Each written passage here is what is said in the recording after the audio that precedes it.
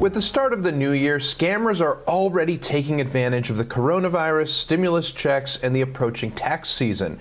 Sean Herdrick, Director of Marketing and Communications of the Better Business Bureau, is here to offer advice on how to avoid those dangers. Sean, thanks so much for joining us again, and Happy New Year. Happy New Year, Alex. Great to see you. Thanks for having us.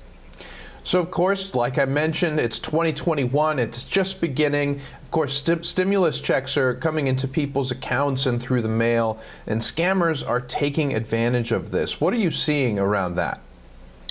The BBB is getting reports of con artists claiming that you need to either pay for your stimulus check or provide personal information to receive it.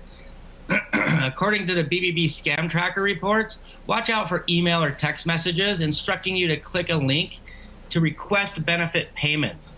The link will take you to an application which prompts you to enter information in order to make sure you're getting all the payments owed to you. And of course, this application is really a way to fish for your personal details and opens you up to risk or identity theft.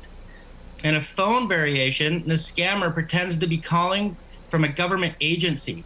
The con artist insists that you need to pay money or confirm your personal information before you can receive your stimulus check.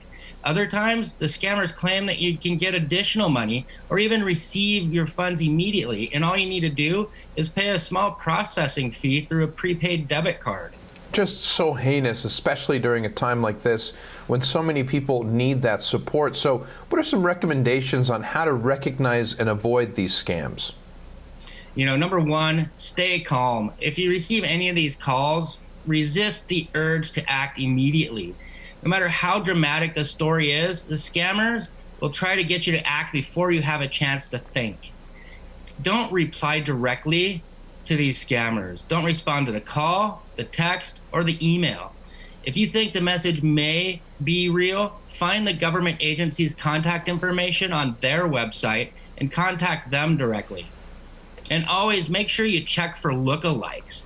Be sure to do your research and see if a government agency or organization actually exists. Scammers often make up names of agencies and or grants. And finally, do not pay any money for a free government grant or program. A real government agency will never ask you to pay an advanced processing fee. And speaking of the government, tax season is here, and with it, I would expect a lot more scammers. So what's the BBB seeing this year for tax scams? With the coronavirus still in full swing and stimulus payments going out, scammers are taking advantage of the confusion that many people are having regarding how to file this very different year. We're seeing phone calls, text messages, and emails that are asking for personal identifiable information and classic phishing scams designed to steal your refund. We're also seeing scammers posing as official government agencies, asking for personal financial information and saying that the payments and processing fees are necessary to distribute these grants and stimulus and refunds. That sounds pretty scary. So what do you recommend people do to protect themselves if they think they're being scammed? As always, we recommend to look for the red flags, such as they're calling you first. The IRS contacts taxpayers by mail first, and it doesn't initiate contact via a random phone call. They're leaving pre-recorded voicemail. The IRS doesn't leave pre-recorded, urgent, or threatening voicemails. If they're emailing you directly, the IRS doesn't initiate contact with taxpayers by email to request personal or financial information. Do not reply to the message, open any attachments, or click on any links. And note that the IRS's website is irs.gov, not irs.com.net.org, or some other bit after the period. And if they're texting you, that's probably not real. The IRS doesn't initiate contact with taxpayers by text message or request personal or financial information. Or if they're contacting you via social media, the IRS will not contact taxpayers on social media channels or request personal or financial information that way either.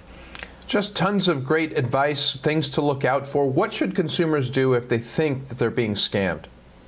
As always, we recommend them reporting the scam to bbb.org/scam tracker.